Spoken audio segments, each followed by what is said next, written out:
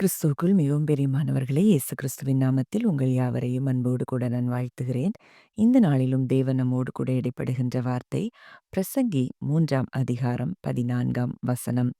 தேவன் செய்வது எதுவோ அது என்றைக்கும் நிலைக்கும் என்று அறிவேன்.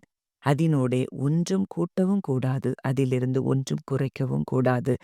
மனுஷர் தமது சமூகத்தில் பயந்திருக்கும்படி தேவன் இப்படிச் செய்து வருகிறார். ஆம், இந்த வார்த்தையின் மூலம் தேவன் இன்றைக்கு நம்மோடு கூட இடைப்பட்டு நம்மை பலப்படுத்த விரும்புகிறார். அப்போ இந்த வார்த்தை எதை சொல்லுகிறது? அவர் செய்கிற காரியம் அது என்றைக்கும் நிலைக்கும். அப்ப அது எதை சொல்லுதுன்னா, அவருடைய சுப்ரீம் பவர், அத்தாரிட்டி, அவருடைய அவருக்கு எல்லாவற்றிற்கும் மேல இருக்கக்கூடிய ஆளுகை, இதை அந்த வார்த்தை சொல்றத பார்க்கிறோம். அவருடைய செய்கைகள், அவருடைய ஆக்ஷன்ஸ் எல்லாமே எப்படி இருக்கும்? பிளான்ஸ் எல்லாமே அது பெர்ஃபெக்ட்டா இருக்குமாம். நம்ம யாரும் போய் அவருக்காக ஒத்துழைச்சு, அவருக்கு நம்ம ஏதோ நம்முடைய வாக்குத்தத்தங்களோ, இல்ல அவர் ஒரு வேலைய செய்யணும், ஒரு பிளான நிறைவேற்றணும்னா, நம்ம எந்த உதவியும் அவருக்கு செய்ய தேவையில்ல. ஏன்னா, அவருக்கு முழு வல்லமையும் இருக்கிறது அப்படிங்கிறத தான் இந்த வார்த்தை சொல்லுகிறத பார்க்கிறோம். அப்போ நம்முடைய உதவி தேவையில்லை அவருக்கு. அப்போ பல நேரங்கள்ல நம்முடைய வாக்குத்தத்தங்கள் நிறைவேறுகிறதா இருக்கட்டும், நம்முடைய பிளான்ஸ் நம்மை குறித்து தேவனுடைய திட்டங்கள் எதுவா இருக்கட்டும், நம்ம பல வேளைகள்ல நம்ம இத செஞ்சா, இத பேசுனா, இத இவங்கள்ட்ட சொன்னா இப்படி நடக்கும் அப்படின்னு சொல்லி, நம்ம முயற்சிகள் பல நேரம் தேவனுடைய வாக்குத்தத்தத்தை நிறைவேத்துறதற்கு நாம் பல காரியங்களை செய்கிறோம். ஆனா ஆண்டவர் சொல்றாரு, அவர் செய்கிறது எதுவோ அது என்றைக்கும் நிலைக்கும். அது யாரும் ஒன்று கூட்டவும் கூடாது, குறைக்கவும் கூடாது. அப்படிப்பட்ட பெர்ஃபெக்ட்டான காரியங்களைத்தான் தேவன் நம்முடைய வாழ்க்கையில செய்கிறாராம். அப்ப எதற்காக இதை செய்கிறார்னா, அவரை பெரிதாய் பார்ப்பதும், அவர் மேல முழு நம்பிக்கை வைக்கும்படியாய் தேவன் இப்படிப்பட்ட காரியங்களை செய்கிறாராம். அப்போ அந்த பயம் அப்படிங்கிறதற்கு நம்ம ஏற்கனவே அடிக்கடி தியானிச்சுட்டு இருக்கிறோம். ரெவரன்ஸ், ஒரு டீப் ரெவரன்ஸ். அவரை மிகவும் பெரிதாய், ஒரு மரியாதையாய், அவரை ஆச்சரியமாய் பார்க்கக்கூடிய இடத்துல இருக்கிறது தான் அவருக்கு பயப்படுகிற பயம். இன்னைக்கு என்னென்ன காரியங்கள்லாமோ நம்ம குறித்து பயப்படுறோம்.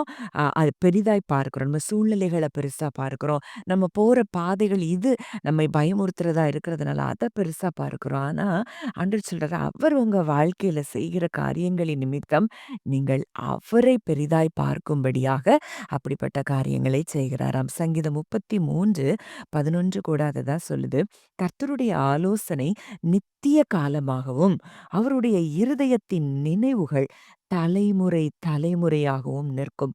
நம்ம ஒண்ணு தியானிச்சு பார்த்தோம்னா, ஆபிரகாம் அங்க ஈசாக்கே பிறக்காதப்போ, அங்க இஸ்ரவேலரை குறித்து அவர் அங்கே முன்குறித்து சொல்லுகிறத நம்ம ஆபிரகாம் கிட்ட சொல்லுகிறத பார்க்கிறோம். அப்ப அவருடைய ஆலோசனை எவ்வளோ பெருசு! அது நித்திய காலமாய் தலைமுறை தலைமுறையா அங்கே ஈசாக்கு பிறந்து, ஈசாக்குக்கு யாக்கோபு பிறந்து, யாக்கோபின் பிள்ளைகள் அங்கே எகிப்துக்கு அடிமைகளா போய், அங்கருந்து அவங்க வெளிய வருவாங்கங்கிறத முதற்கொண்டு, அங்க தேவன் ஒரு பெர்ஃபெக்ட் பிளான் அங்க அவர்களை குறித்ததான திட்டங்கள் இருக்கிறத நம்ம பார்க்கிறோம். அவர்கள அங்க இஸ்ரவேல் ஜனங்கள வெளிய கொண்டு வரதுக்கு அவருக்கு யாருடைய உதவியும் அங்க தேவையில்ல. அவருடைய வல்லமையினால் அவர் அங்கே ஜனங்களை வெளியே கொண்டு வந்தத பார்க்கிறோம். யாத்திராகமம் 14:31 சொல்லுது. கர்த்தர் எகிப்தியரில் செய்த அந்த மகத்தான கிரியையை இஸ்ரவேல் கண்டார்கள். அப்பொழுது ஜனங்கள் கர்த்தருக்கு பயந்து, கர்த்தரிடத்திலும் அவருடைய ஊழியக்காரனாகிய மோசேயினிடத்திலும் விசுவாசம் வைத்தார்கள். அப்போ இது எந்த சம்பவத்தை சொல்லுது அப்படின்னு பார்க்கும்போது, அங்கே செங்கடலை 2ஆக பிளந்து, அங்கே தேவன் இஸ்ரவேலர்களை மீட்டெடுத்தத நம்ம பார்க்கிறோம். அதே செங்கடல்ல பார்வோன் சேனை அமிழ்ந்து போய் அவங்க பயமுறுத்தி கொண்டு பின்வந்த சேனைகள் அப்படியே கடல்ல மாண்டு போனத பார்க்கும்போதும், அவர்கள் எப்படி கடல் வழியா நம்மளை தேவன் விட்டாந்தரைய கடப்பது போல நம்மை கடக்கும்படி செய்தாரே அப்படின்னு சொல்லி, அந்த மகத்துவமான கிரியையை பார்த்து அவர்கள் கர்த்தரிடத்தில் பயந்தார்களாம். அவரை பெரிதாய் பார்க்க ஆரம்பித்தார்களாம். அப்பொழுதுதான் அவரிடத்திலும், அவருடைய ஊழியக்காரனாகிய மோசேயினிடத்திலும் அவர்கள் விசுவாசம் வைத்தார்கள் அப்படின்னு சொல்லி நம்ம பார்க்கிறோம். அப்போ அவருடைய கிரியை அது பெர்ஃபெக்ட்டான அந்த கிரியையை அவர்கள் பார்க்கும்போது அங்க தேவனிடத்தில் விசுவாசம் வைத்தார்கள். அதே போல தான் நம்ம சிருஷ்டிப்ப பார்க்கும்போது, கிரியேஷன பார்க்கும்போது, அவருடைய பெர்ஃபெக்ட் அத எவ்வளோ அழகா நேர்த்தியா எல்லாவற்றையும் சிருஷ்டித்து இந்த உலகத்தை படைத்திருக்கிறார். அவருக்கு உதவி செய்றதுக்கு இன்னும் நம்ம இந்த கிரியேஷனுக்கு நம்ம எதையும் கூட்டவோ, ஏதோ குறைக்கவோ எதையும் என்ன செய்ய வேண்டாம், செய்ய வேண்டாம். ஏன்னா அவர் பெர்ஃபெக்ட்டா சர்வத்தையும் சிருஷ்டித்திருக்கிறத பார்க்கிறோம். இப்படிப்பட்ட தேவனை நம்ம ஆராதிக்கிறோம்னா, இன்னைக்கு உங்க வாழ்க்கையில ஒருவேள எந்த குறைவுகள் இருந்தாலும், அதை சிருஷ்டிக்கக்கூடிய வல்லமையும் அவருக்கு இருக்குது.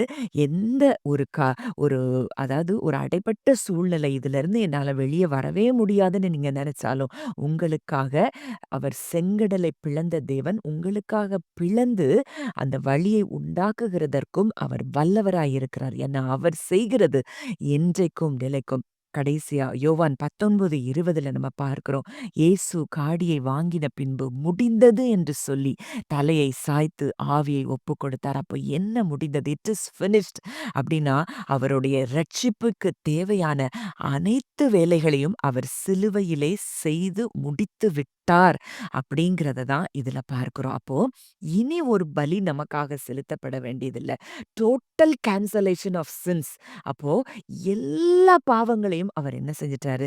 அந்த ஃபினிஷ்டுங்கிற வார்த்தையில கம்ப்ளீட்டா எல்லாவற்றையும் நமக்காக முடித்ததை நம்ம பார்க்கிறோம். விசுவாசிக்கிறது மாத்திரம் தான் நம்ம வேல. அவர் பாவத்தையும், மரணத்தையும் அவர் பரிகரித்து, தன்னுடைய ஜீவனை கொடுத்து அவர் பரிகரித்ததினால, இன்றைக்கு ஜீவனை நம்ம பெற்றிருக்கிறோம் அப்படிங்கிறது தான் உண்மையான சத்தியம். அப்போ அவர் பெர்ஃபெக்ட்டா அவருடைய வேலைய அங்க செய்து முடித்திருக்கிறார். இதை யாரெல்லாம் நம்புறோமோ, விசுவாசிக்கிறோமோ, இந்த ஆசீர்வாதங்களை நம்ம சுதந்தரித்துக் கொள்ள முடியும். அவர் செய்கிறது அது என்றைக்கும் நிலைக்கும். ஜெபிக்கலாம். நல்ல தகப்பனே, நன்றியோடு உம்மை துதிக்கிறோம், ஸ்தோத்தரிக்கிறோம் அப்பா. இந்த நாளிலும் எங்களோடு இடைப்பட்ட வார்த்தையின்படி, அப்பா, நீர் உம்முடைய பிள்ளைகளுடைய வாழ்க்கையில் செய்யப்போகிற காரியங்கள் அது என்றைக்கும் நிலைக்கும். அதற்காக யாரும் அந்த காரியங்களை எதையும் கூட்டவும் கூடாது, குறைக்கவும் தேவையில்லப்பா.